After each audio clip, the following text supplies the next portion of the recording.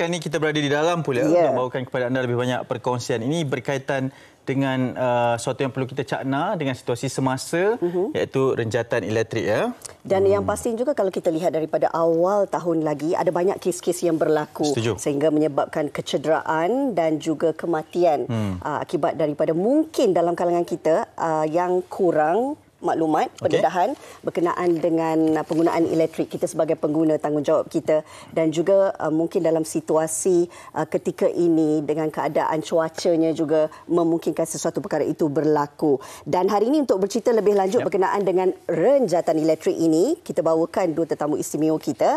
Ini dia teknologis Muhammad Esa Haji Baruji, pakar teknikal 1 dari Institut Keselamatan dan Kesihatan Pekerjaan Kebangsaan NIOSH. Assalamualaikum, apa khabar? Assalamualaikum. Ya, dan seterusnya adalah Cik Omar Akmal Muzaffar Azman Wong, pembantunya juga dari agensi yang sama. Ini kalau datang tempat kerja kita ni, kita risau ni. Memang semua dia akan tengok, dia akan betulkan, tapi untuk tujuan keselamatan lah. Betul. Sebelum kita nak berbicara lebih lanjut berkaitan dengan keselamatan renjatan elektrik ini, kita nak saksikan terlebih dahulu sebenarnya apa perkara yang perlu kita ketahui dan kita takuti dalam aspek keselamatan berkaitan dengan pengalaman mangsa berdepan dengan renjatan elektrik ini. Silakan.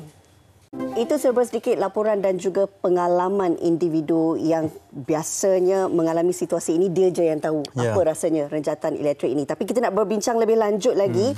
Mungkin sebagai permulaan kita inginkan pemahaman kepada penonton-penonton dan juga kami. Mungkin Cik Esa boleh kongsikan, bila sebut tentang renjatan elektrik, adakah ia sama dengan kejutan elektrik? Apa sebenarnya tafsirannya? Okey. Pertamanya terima kasih Encik Hanif dan Puan Rina di atas jemputan NIOSH pada hari ini. Okey. Jadi saya pun hadir bersama dengan Encik Akmal sebagai salah seorang jurulatih yang mengajar program keselamatan elektrik di NIOSH lah. Okey. Jadi sebelum saya ingin menerangkan mengenai renjatan, memang ada istilah yang orang gunakan, kejutan elektrik, renjatan elektrik, dan ada satu lagi dipanggil electrocution kan. Electrocuted. Dia berbezalah mengikut magnitude atau value yang kena tu ya. Jadi kalau ikut topik pada hari ini, renjatan elektrik ni, sebelum tu saya akan terangkan bahawa dalam aspek keselamatan dan kesihatan ni, kita ada satu perkataan yang biasa kami gunalah sebagai pengamal keselamatan dan kesihatan. Iaitu, kalau boleh saya tunjuk di plakat ni, kalau tuan-tuan boleh nampak perkataan hazard. Hazard ya. Hazard. Jadi renjatan elektrik itu adalah hasil daripada hazard itu. Hazard ni kita boleh tafsirkan mengikut ISO 45001 Occupational Health Management System, menyatakan bahawa hazard adalah situasi atau punca yang boleh berpotensi memberi kemudaratan kepada kita. Sama ada mendapat kecederaan ke, sama ada boleh menyebabkan penyakit pekerjaan ataupun boleh menyebabkan kematian. Jadi contohnya kalau isu kita sebut tadi renjatan elektrik ya, ia berpunca daripada beberapa faktor lah. Ia boleh menyebabkan elektrik. Contohnya Cik Hanif di rumah menggunakan peralatan yang tidak ada verifikasi pada pihak autoriti. Puan Rina mungkin gunakan plug yang sudah pecah. Ada pecah. Sayang nak buang tu, pakai lagi. Sebab boleh guna lagi. Itu punca tu. Ataupun kadang-kadang Cik Hanif suruh anak dia yang chargekan dia punya iPad sebab bateri dah habis, you pergilah charge sendiri. Jangan macam tu. Benda betul ni, benda betul. Kita ada bincang ke sebelum. Jadi kalau mengikut tafsiran Pusat Rujukan Persuratan Melayu Dewan Bahasa Pustaka, renjatan ni boleh ditafsirkan sebagai rasa sakit apabila bahagian tubuh kita ni terkena arus elektrik. Ataupun lebih terperinci sedikit, ia adalah tindak balas fisiologi disebabkan oleh pengaliran arus elektrik melalui badan manusia. Arus elektrik itu boleh melalui badan manusia ni. Sebab apa? Sebab kandungan, kalau tuan-tuan tahu, kandungan badan kita ni mempunyai lebih kurang 60% cecair. Benda air semualah. Jadi kita faham bahawa air itu merupakan salah satu pengalir elektrik. Sebab itulah arus elektrik ni boleh mengalir badan kita daripada, contohnya biasa kita gunakan tangan untuk menyentuh sesuatu peralatan elektrik. Jadi arus elektrik akan melalui badan kita ni sebab ada bahan kita panggil bahan pengalir elektrik tadilah. Sebagai medium. Sebagai medium. Tuan, mungkin kita nak melihat kepada secara praktikalnya, sebab mungkin kita tarik sikit masa kita ni.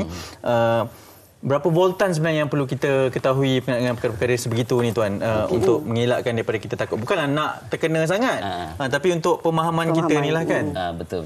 Okey, jadi berapa voltan ya, sebenarnya kalau kita nak faham elektrik ni, kalau dulu masa kita belajar di peringkat sekolah menengah kita ada satu formula kan, kita panggil V bersama dengan I times R kan kat situ. Okey.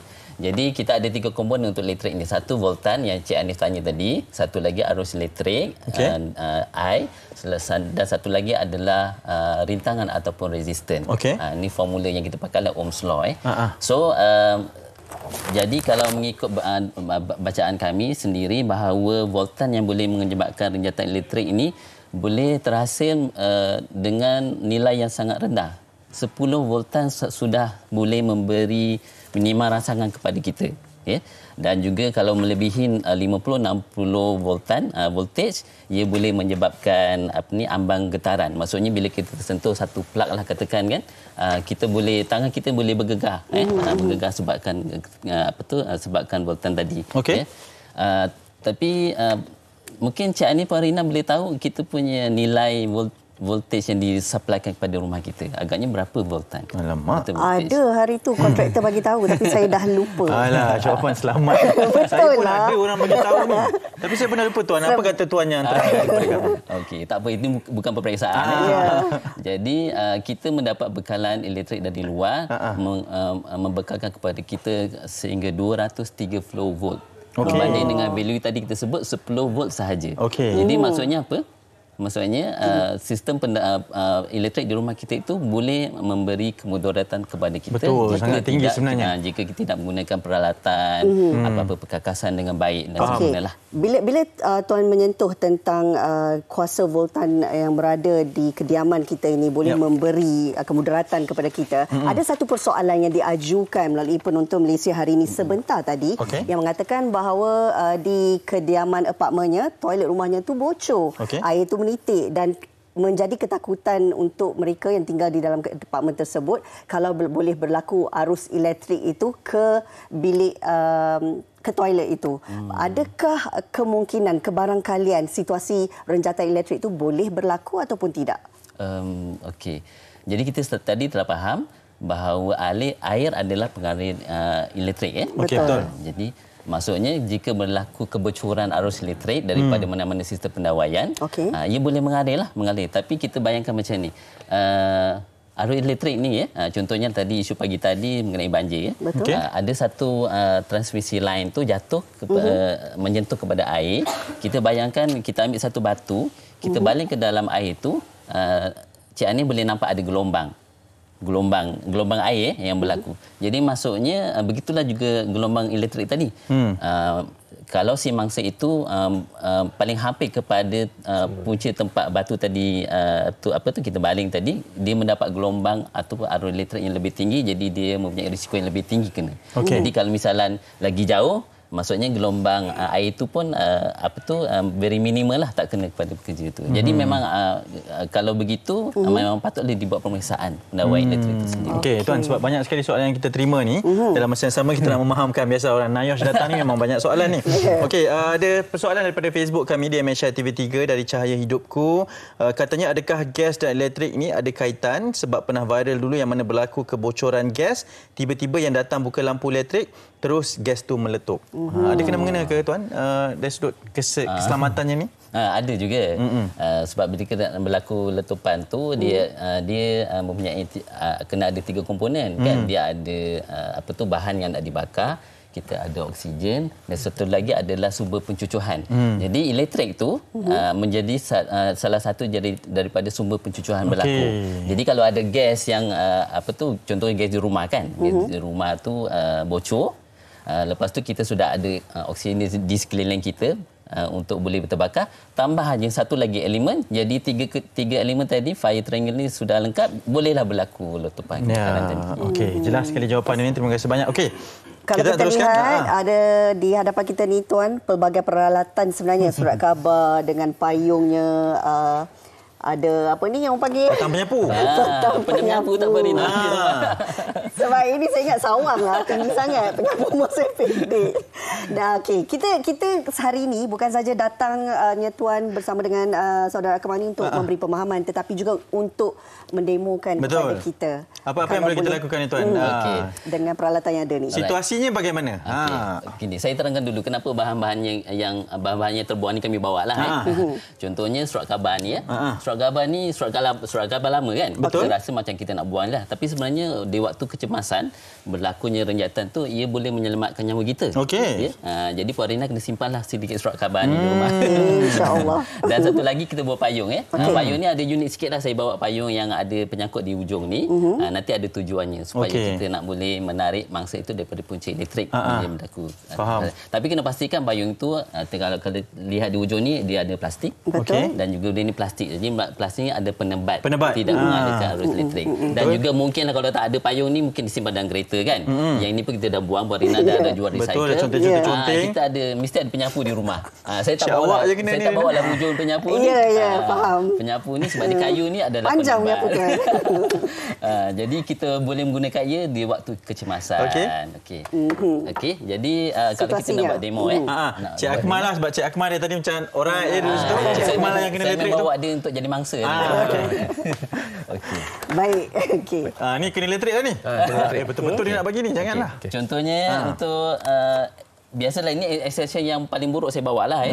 Tapi masih boleh digunakan ke? Masih boleh gunakan. Tapi kalau lihat betul-betul, lihat dia punya penyambungan kan, dia ada potensi. Okey, ini tak lepas ni, Nayos tak bagi ni. Ada potensi berlaku kebocoran elektrik di sini. Okey, Katakan bukanlah Cik Anis yang pegang, bukan anak Cik Anis yang pegang. Shining.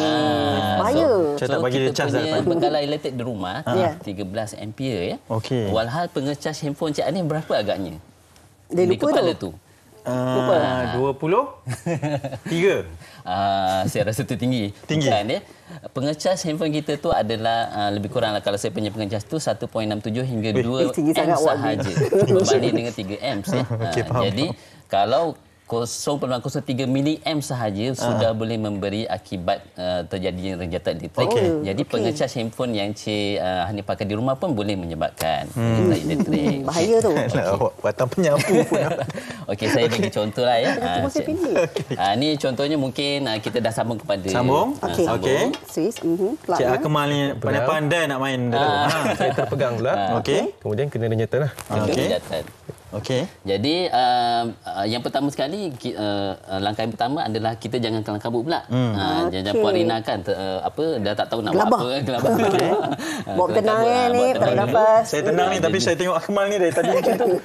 Jadi yang pertamanya comel je dia kena renjatan. yang pertamanya kita kena cari punca elektrik tu di mana. Kita kena matikan dulu. Kita kena matikan dulu. Kalau tak boleh di situ, kita kena cari di kepala pelak ni lah dulu. Di kepala pelak ni.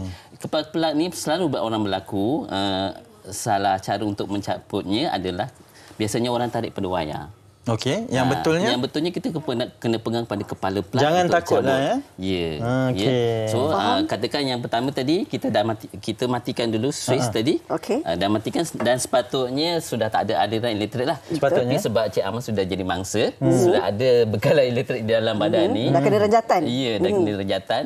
Jadi lagi lama kita biarkan si mangsa itu, mungkin dia risiko untuk dia mendapat kecederaan atau kematian tu lebih tinggi. Jadi apa yang kita perlu buat, kita boleh gunakan tadi ni, kalau kita jumpa surat khabar ni, kita boleh gunakanlah. Yang pertamanya kita boleh dengan tujuan bukan untuk mencederakan tangan mangsa dengan tujuan untuk melepaskan genggaman mangsa daripada punca elektrik tadi. So tadi kalau kita boleh pukul, jadi maksudnya mangsa ni akan terlepaskan daripada punca elektrik itu, and then barulah kita alihkan mangsa ke tempat yang lebih selamat. Jadi kalau tidak terlatih untuk nak buat CPR dan sebagainya, jangan buat biar dulu kita panggil untuk bantuan. Dan seterusnya juga, contohnya kalau payung juga, payung ni kena pantas sikit tuan, kita masa dah habis. Kita boleh tarik begini. Dan juga last sekali juga untuk gunakan penyapu Puan Rina tadi tu sama juga kita boleh alihkan daripada mangsa. Tujuannya adalah untuk kita memutuskan segala hubungan yang ada lah. Ya, betul. Alhamdulillah dah bangun. Kena pastikan setiap peralatan ini memang ada di rumah sebab kita tak tahu bila waktu kecemasan tu boleh berlaku. Tuan, mungkin juga boleh kongsikan sedikitlah nasihat kepada mereka, pesanan kepada penonton kita. Sebab kalau dalam keadaan situasi sebegini, dah tentu kita panik. Jadi secara ringkasnya, bagaimana sebenarnya kita boleh beri pesanan kepada mereka? Okey, saya sebenarnya ada tulis 5 tips yang saya nak bagilah. Okey, yang pertamanya ya, apabila menggunakan peralatan elektrik itu, tangan kita mesti kering. Mesti kering. Okey, tangan mesti kering. Mesti kering. Tuan, kita kena pantas-pantas sikit ni tuan. Okay. Yang kedua, okey, tangan kena kering. Tangan kering. Sebab dia ada rintangan ya. Rintangan untuk tangan kering itu rintangan yang lagi tinggi. Yang keduanya, setiap kali lepas menggunakan peralatan elektrik kita kena tutup switch. Yang ketiganya, untuk mengelakkan sambungan yang terlalu banyak. Tak boleh juga. Tak boleh. Tak boleh. Terutamanya bahan-bahan yang mempunyai elemen pemanas seperti elektrik, rice cooker, iron betul. Sebab dia boleh overloaded, boleh terbakar. Ya. Okey. Dan yang keempatnya, pastikan pendawaian lah. Jadi kena cakna sikit lah kita pendawai ni, kalau ada yang rekah-rekah tu, yang tadi kita kata loose tu.